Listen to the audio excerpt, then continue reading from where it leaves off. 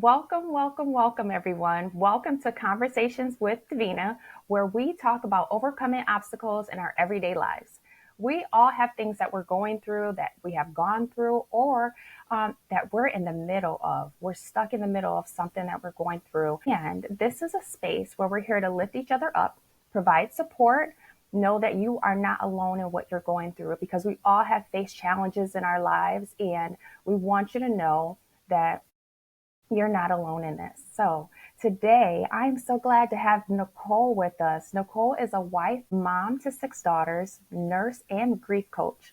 She spent over 10 years as a hospice nurse, walking alongside families during some of the hardest moments. Wow.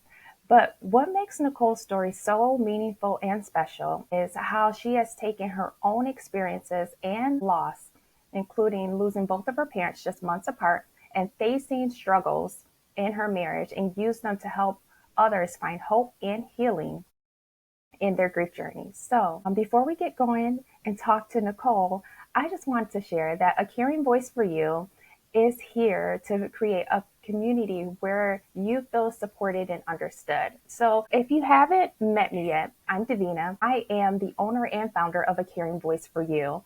And A Caring Voice for You is a nationwide wellness support for anyone going through stress, loneliness, grief, and honestly, everything in between. We provide support to you over the phone in the comfort of your own home or wherever you choose. So, if you're interested in joining our weekly support group, Facebook community, or coaching services, visit caringvoiceforyou.com. All right. So, Nichole, thank you so much for being here today, just being able to share your story with our audience. Thank you so much. So, can you share just a little bit about yourself so that the audience can get to know you? Yes, thank you for having me. So, my name is Nichole Haugen. I live in North Dakota. I've lived there my whole life. We're in the extreme cold right now. I have six girls, so that is interesting. Their ages 14 down to 5, so a lot of emotions, but a lot of fun. And I worked as a hospice nurse for over 10 years. I'm no longer working like as a nurse. I still have my nursing license. But really, what shifted that was in 2019 when both of my parents passed away. My dad passed away from cancer, which was, more of an expected death, but still was really hard. I had just had my sixth child, right, about 6 weeks before he passed away.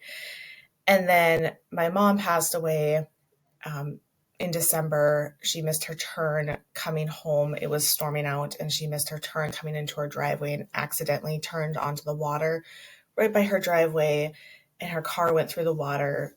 We didn't realize till the next day that she was missing, and we called the authorities, and it took them a few days for them to find her car in the water. And then once they were able to retrieve that, it took them a few days to then recover her body out of the water, because once they got the car out, they realized her body's not in the car. She tried to get out. So that was very, very traumatic, very just breathe moment by moment type situation. I can't believe this is happening situation.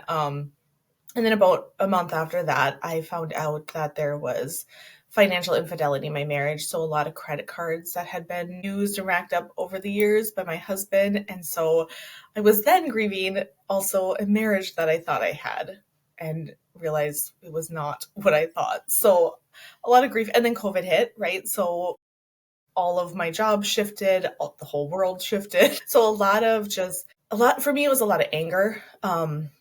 That was coming out. And so I found life coaching, and I originally joined to lose weight. And so I lost 40 pounds really quickly, and then realized as I wasn't coping with food that there was a lot of grief that I was holding on to, and that it was grief and that a lot of it was normal. And so that is what I help people now with, is seeing their grief, understanding what is normal, because it feels like such a shock to your body, like every time you go through a wave of grief, and just talking about it, having conversations with people about it. You bring up a good point. You brought up a lot of good points of, just some things that you went through while grieving and grieving in various areas. And one thing you mentioned was that at one point in your life, you decided or made choices to go through your grief and to cope using food. Can you talk a little bit about that? Because I know there's a lot of individuals in the audience who may have, some of the same things that they've gone through. So can you share just a little bit about that? And how did you overcome and get through and realize that was something that you were dealing with at the time and it wasn't a healthy choice for you? Yeah, so I think for me the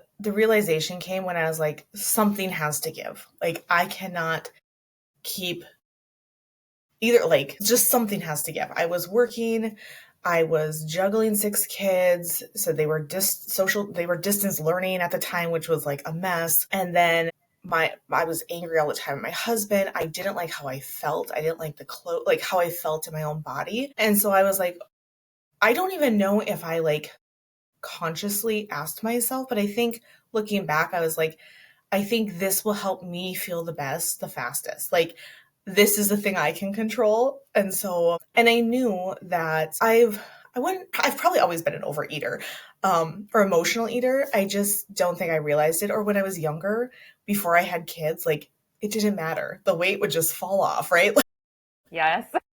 teenage, early 20, like, oh, like, love that. But yeah, so it stuck around, and after every baby, it was a little bit more and a little bit more. And then for me, it was knowing that when I was sad, I ate. When I was happy, I ate. Around social gatherings, we eat. And for a lot of people, it might not be a problem, but for me, I would eat until I was miserable. I would hate how I would feel. And then I'd be like, okay, tomorrow I'm going to start over. And then the next day, I would eat one thing felt like I shouldn't be eating that.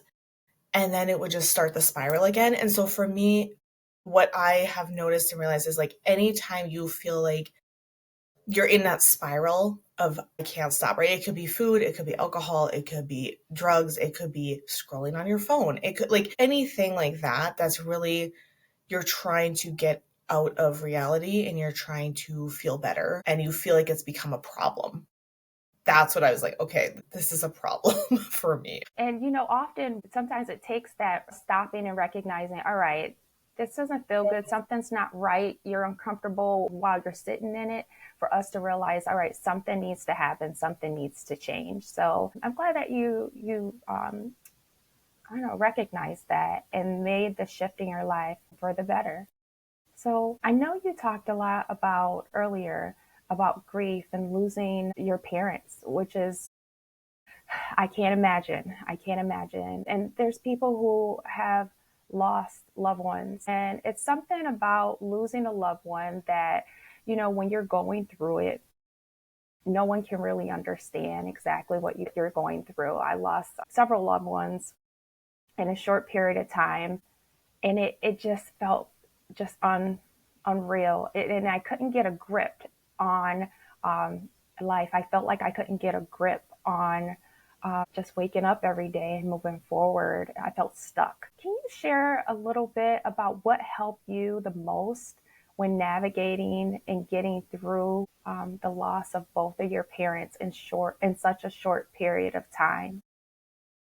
Yeah, I think for me, one of the biggest things was realizing and even just stating to myself, like, this is grief. Like, right now, like, in this moment, this is grief. And, like, because for the first probably year or two, like, it just felt like every time I would hear a song that reminded me of them, or I would see somebody that looked like them, or something would come up that maybe remember like I would miss them. My children would have their birthdays and I would miss them. Like it felt like such an extreme wave of emotion every time.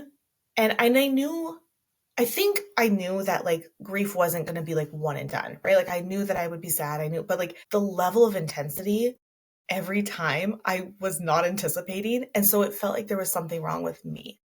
And so that is what once I realized like, oh no, like this is normal. This really is grief. And everybody has their different like levels of it, variations of it, right? Like but to just understand that and to acknowledge like this has been so much. Like most people would not get out of bed, like and acknowledging like the little things that I was doing. There were days where I didn't get out of bed, but like acknowledging like okay, I might be just giving my kids frozen pizza a lot, but I'm still showing up. I haven't left. I haven't quit.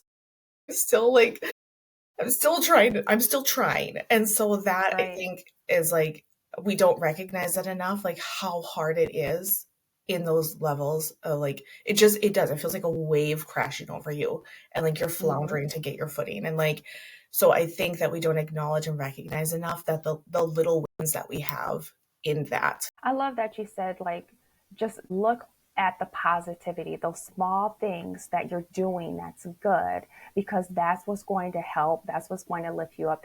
What's going to help maybe get you out of bed or keep you going. And I love the fact also that you mentioned years.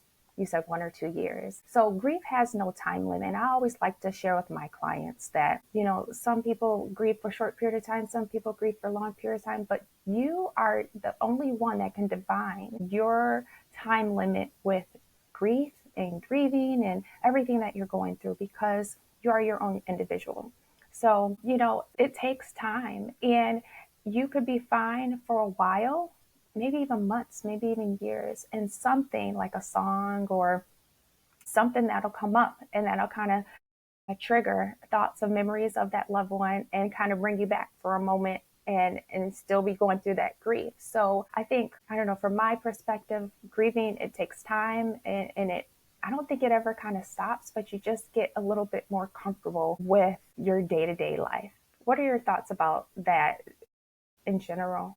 Yeah, I agree with that. And I think that that's where like reaching out to a caring voice for you or somebody like myself, where like we help you like not only see those little wins, but then like grab tools to help you like when it does last years, right? Like it really, I mean, really, it does last forever, but like we help you see that and give tools to help you through that so it doesn't feel so extreme and so awful every time.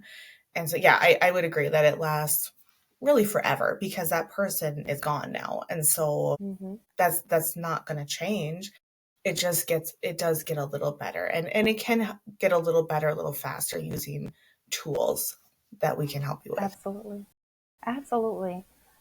That's a good point. The tools that we often share with our clients are absolutely amazing, and it helps to get them going in the right path to kind of just move them forward. So, yes, I appreciate you sharing that. So, let's dig a little bit deeper. So grief can be incredibly stressful. And sometimes, I know for myself when I was grieving and I talk with many of my clients, they don't see themselves in many of the things that they do and the way that they react at times. So because of stress and some of the other things that you're going through, it can be so overwhelming that your reaction and the way that you are shift and change. So, what are some strategies you can recommend for people to manage stress, either while they're grieving or they're going through something that is so emotionally draining, when they don't really see themselves, or they see themselves in a new way or a different way and they're not comfortable with it? Yeah, so I think the first thing is to just identify the things that need to get done. And when I say need, I really mean need, not, oh, I feel guilty or I should, or this person's counting on me. Like, now's the time to say no to things, and no can be a complete answer. You don't have to explain it away. You don't like just say no. That's a complete sentence. And so the other thing I like to tell people is to really like what I help people with is really seeing the feelings that come up with this, but the thought that's driving those feelings. And so for me, for example, a big one was like, my husband should know what I need. And that thought made me very angry, like a lot of the time, because for one, like, okay, he's a man, so like just that in general, like sometimes, they're not a woman, right? So they don't understand all the emotions, all the feelings, all the things. Fine, that's okay. However, like he has never also lost anybody, let alone like that intense level, like really close to you type thing. And so for me to think that he should know what I need, number one is kind of ridiculous lie for my brain to tell me, but two, like I really believed it. And so the truth of it was, I didn't even know what I needed. I would be fine 1 minute, and then something would set me off and I'd be crying or I'd be yelling or like stuffing my face with ice cream. Like, like just like I was all over the place. And so when other people see that, they're like, oh my gosh, like people tend to kind of like step away when people are grieving because it also makes them uncomfortable. And so just to recognize like the main recurring theme in your brain that your brain is telling you that is leading you into those intense feelings. And so pausing, like asking yourself, what do I feel? What do I need? And sometimes it might, a lot of times in those beginning days, weeks, months, like sleep, water, maybe a little movement, like go very back to basics and be like, okay, can I get 2 glasses of water in today? Especially like a lot of people that I work with are caregivers. They're the person that's holding everybody together. They're the like, I can't stop. Like, I have to care for other people. So try like recognizing, like, okay, I'm going to try to get 2 glasses of water in today. I still feel like I need to show up for all these other people. But the thing I can do for myself today is I can try to get 2 glasses of water in, maybe even go to bed like 15 minutes early, like just 15 minutes. It doesn't have to be extreme changes. It can just be little changes to start helping yourself. It's beautiful because sometimes, especially as caregivers or individuals, if you're going, and you're not used to pausing or taking a moment to reflect or just put yourself first, it can be very hard to do that. So I love the fact that you talked about starting small, small steps, bite-sized steps to help you get to the point of where you want to be and to recognize what you're going through to help you move forward in your journey. So I know you talked about being a wife, a mom, a grief coach. How do you balance your own needs with supporting others through grief? I know that's, it's a lot. It can be a lot. And how do you balance it all and be successful like you are? Yeah, I think it's just recognizing again, like the things that bring me joy throughout the day or that I love.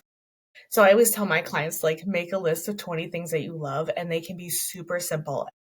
People are always like, what? 20 things? Like, I can't do that. But it's like, really, once you start to write it down, it's like, I love coffee. I love peppermint creamer. I love cold ice water. I love fuzzy slippers. I love a fuzzy blanket. I love to read. Like you start rattling the things off and seeing how you've kind of shifted and changed because a lot of times once we become moms, if we're a caregiver, like we start to lose ourselves and I always find it fascinating. Like when we're in elementary school, everybody's always asking us, like, what's your favorite color? What's your favorite TV show? What's your favorite movie? And we know. And then people stop asking us as we get older. And so then it's like, wait a second, like, I don't know. Like, I don't like what I liked when I was 18. So what do I like anymore? And to really like finding that and then finding little ways throughout the day that you can incorporate that and then another thing that I think I should mention with the need is like, yes, we need food, water, shelter, right? But another thing we need is connection, human connection. And so really incorporating that in some way, if you live by yourself and you're like, my spouse just passed away and I really am the only person in my life, maybe it means just like once a week going to the library and have a conversation with the librarian or going to the grocery store and like intentionally having a conversation, not just like, I'm fine, how are you? Good. The weather's fine. Like an intentional conversation of like, do you have kids? Where are you from? Like, like talking to people, like, and having a little bit of human connection really does help and or asking for help from other people. And this is hard to do, right? It's very hard to do, especially when you're grieving because you think people are sick of hearing about your grief and you don't want to be a burden, but people really do want to help through your grief. And so leaning on other people and that's where then the list comes into play where you can say, hey, like I really just need somebody to listen. I don't need advice. I really just want to listen and vent and cry because this really does suck. And when I'm done, I want you to say, I'm so sorry. And I want you to give me a hug. Like, really, just when you know how to show up for yourself, you can teach others around you how to show up for you and help you through. And that helps you manage whatever kind of stress, right? throughout your life or day or weeks or years, all of the things. Wow, you brought up a really good point that sometimes a part of grief, and often, more than often, a part of grief can spiral into loneliness, feeling like you are not understood. That was something that happened with myself and just in general when I was grieving. I felt like no one really understood me. And the fact that you brought up to really connect with people, allow people to be in your space, even if they're quiet, even if you don't really have much of a conversation, allow people to be in your space or try to be in the space of other people can make a difference. You may not be ready to have a conversation, you may not be ready to share, but being in the space with other people can help you move into um, just getting through what you're going through. Loneliness can trickle in if you allow it to. So, connecting with people, being around others, like Nichole just shared, making it intentional to get out, get connected, have those conversations can make a world of a difference. So, for individuals that may not be grieving or may not have gone through grief, but they are connected with loved ones, friends, people who are going through those tough times right now, what would you recommend that they can do to support them? Because many people, they don't know what to do. They often, are just confused and they want to help, but they don't know, what do I do? How do I help and support them? Can you share just a little bit of what you would recommend that they can do to help those individuals kind of move forward or just support them in general? Yeah, and so a lot of times when you have somebody, a friend, a family member, a coworker grieving, and you want to help them, a lot of times we're just like, well, like, I'm here if you need anything, or like, how can I help you? And a lot of people answer, I don't know, or I'm fine. And so I really encourage people to list off a few things for as suggestions that you can help them with. Like, hey, like, I know, like, so and so just passed away. Like, I would love to bring you food, or could I do a Walmart pickup order and drop it off for you? Or, like, give them a few options. So that way they can say yes or no, or hey, yeah, this would be really helpful. I mean, I've had people like offer to like to do laundry. Like, can you just if you set it outside, I'll grab it and I'll wash it, I'll fold it, and I'll bring it back. Like, like offering specific things that can help. Or if you're far away, we live in 2025, so the internet is a beautiful thing. You can order gift cards, even like delivered through an email, or you can just send them, like send them, or do a meal pickup and drop off. Can't remember, I think it's Meal Train, where like you can organize meals and have people sign up for this person, and then that way like you can see what people are bringing and dropping off for them, and just things like that. And or like shoveling snow or mowing the lawn, like giving like specific things like, hey, I can help with these things, and offer things that you really can show up for and help with, because we don't want to overcommit, and feel like we're stuck doing this thing now too. And so doing things like that, or a lot of times too, in the beginning, there is a lot of checking in and following up, and people are bombarded with things, and then it's silent. And so just marking in your phone, on your calendar, saying, hey, like a month out, like I'm going to put in my calendar right now, like I'm going to text them, or I'm going to call them, or I'm just even going to send like a heart emoji so they know I'm thinking of them, or even saying, I'm thinking about you. If you want to talk, like, please know that I'm here. It's never a burden. Or if you just, if you want me to just keep sending heart emojis, I'll just keep sending heart emojis. Like that kind of thing, where like the silence afterwards can be very lonely, almost sometimes worse than in the beginning, because that's when things really sink in and it hits you, and then it feels like nobody's there. Putting it on your calendar, follow like year anniversary, month. And sometimes some people, um, it might bother them if you're every month checking in with them. Other people it doesn't. So even asking them like, hey, I'm going to plan on sending you a text every month. You don't have to respond, but please respond if this does bother you and you want me to stop. So just, I think, being open about asking where they're at. on that journey as well. Those are some really good tips. I hope if you all have a loved one going through things that you took a lot of those tips down, because that resonated so well with me, just thinking and reflecting back on some times that I've had. And then also some things that I share with my clients are very similar to what you shared. So that's beautiful. So I'm so excited that you were able to kind of spend time with us today. Can you share a little bit about how our audience can get in touch with you if they are interested? Yeah, you can go to nursegriefcoaching.com, and that has where you can book a free consult call with me on there, or just has links to my latest podcast or whatever kind of things I have going on at the moment. So nursegriefcoaching.com. All right, beautiful. Well, thank you everyone for joining us and spending your precious time with us. You could have been doing anything else in the world, but you decided to listen and just learn from some things that we have gone through and shared, and we appreciate you. Again, if you're interested in getting connected with A Caring Voice for You, going to any of our online support groups, or just talking to receive support, please visit us at caringvoiceforyou.com or give us a call at 833-829-1088. And until next time, everyone, take care.